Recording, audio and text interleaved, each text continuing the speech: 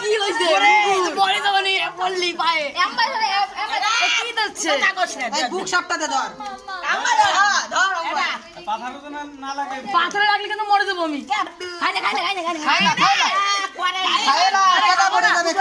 না পুজোর পরে খাবে কেদা পড়ে যাবে না খাই না